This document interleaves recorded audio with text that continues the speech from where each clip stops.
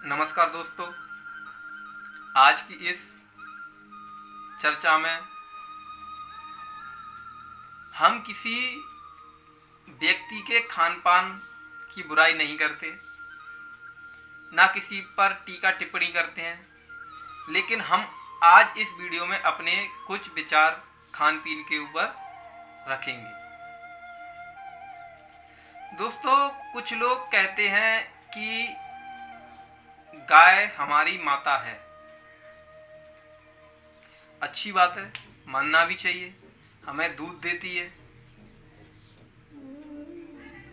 हम उसका दूध पीते हैं। तो ऐसा कहना कोई अतिशयोक्ति नहीं है। उसको मारना नहीं चाहिए, ये भी सही बात है। किसी भी जीव को नहीं मारना चाहिए। लेकिन वही लोग गाय की रक्षा करते हैं, लेकिन मुर्गे को खाते हैं, मुर्गे को काटते हैं। वही लोग जो गाय की रक्षा करते हैं, बकरे को काटते हैं। ये कहां का न्याय है?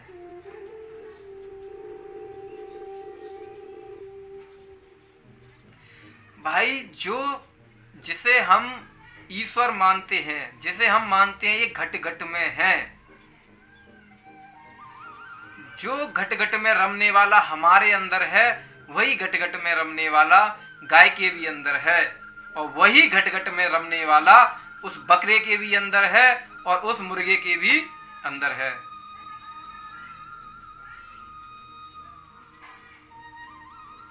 हम ये कभी नहीं कहते कि गाय के साथ अत्याचार करो। गाय के साथ भी अत्याचार नहीं होना चाहिए, और मुर्गे, बकरे, मछली, इनके साथ भी अत्याचार नहीं होना चाहिए।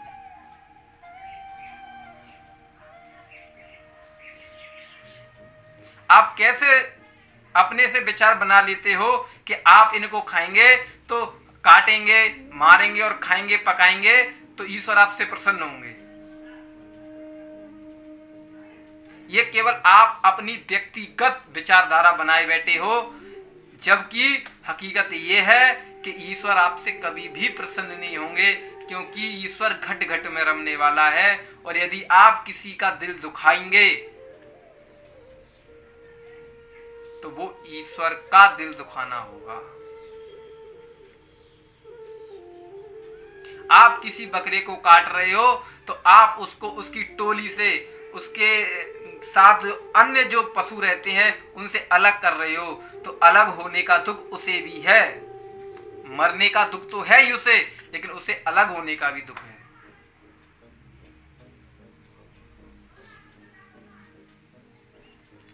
इसी प्रकार पक्षियों को लोग खा जाते हैं।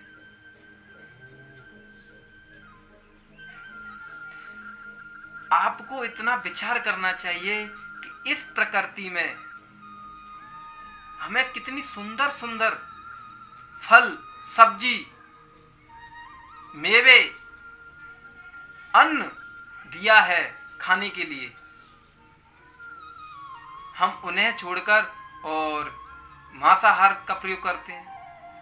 अरे, आप इतना समझिए कि आप भगवान राम के वंशज होने का दावा करते हैं। भगवान राम के वंशज होने का आप दावा करते हैं। आप कहते हैं पूरा भारत राममय होना चाहिए, इस तरह से राममय होना चाहिए।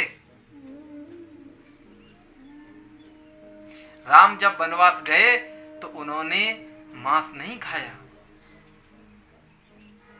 उन्होंने ये नहीं सोचा कि हम घर से जा रहे हैं तो हमारे पास खाने के लिए कुछ नहीं है, तो लाओ इस बकरे को मार के खा लें, या किसी कबूतर को मार के खा लें, या मुर्गे को मार के खा लें, या किसी अन्य पशु पक्षी को मार के खा लें। उन्होंने कंद मूल खाए, लेकिन मांस नहीं खाया। और आप हो कि अपनी जीभ के स्वाद के लिए अपनी मर्जी को ईश्वर पर थोप देते हो। आप यहां तक कह देते हो कि यदि हम इनको नहीं खाएंगे तो इनकी संख्या बढ़ जाएगी। क्या आपने ठेका ले रखा है?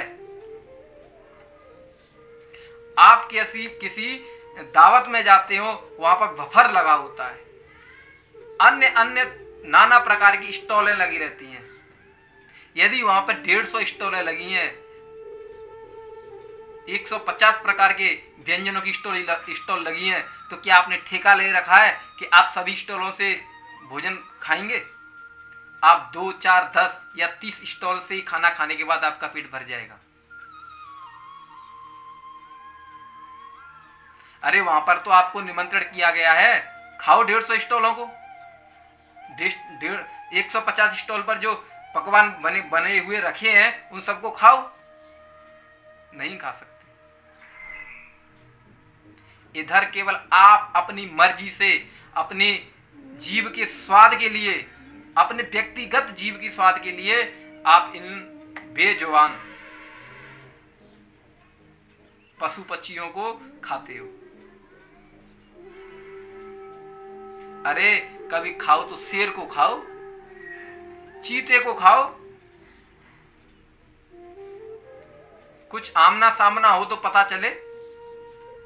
लेकिन नहीं, अत्याचार तो उन्हीं पे करना है ना जो कमजोर है।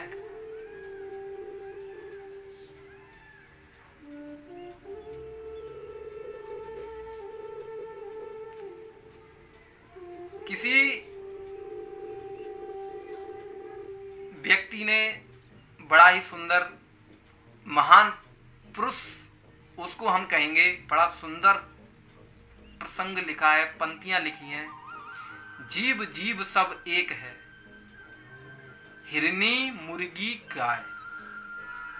सभी जीवों में, सभी लोगों का एक ही जीव है, जिसे आप रमैया राम बोलते हो, वो सभी के घट में रमा हुआ है। जीव जीव सब एक है, हिरनी मुर्गी गाय। आप गाय की तो रक्षा के लिए आगे आते हो, इन लोगों को स्वतः ही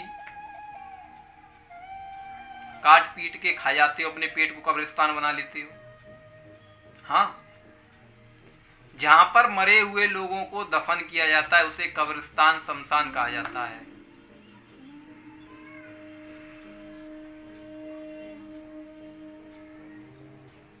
तो आप वही तो करते हो, मारते हो और अपने पेट में दफन करते हो, तो आपका पेट भी कब्रिस्तान है। इसीलिए हमें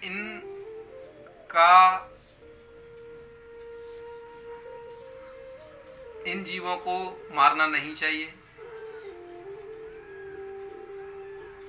जीव जीव सब एक है, हिरनी मुर्गी गाय, और आंख देख नर खात हैं। लोग समझते भी हैं, ऐसा नहीं कि ना समझे, समझते हैं। आंख देख नर खात हैं, ते नर नरक कू जाएं।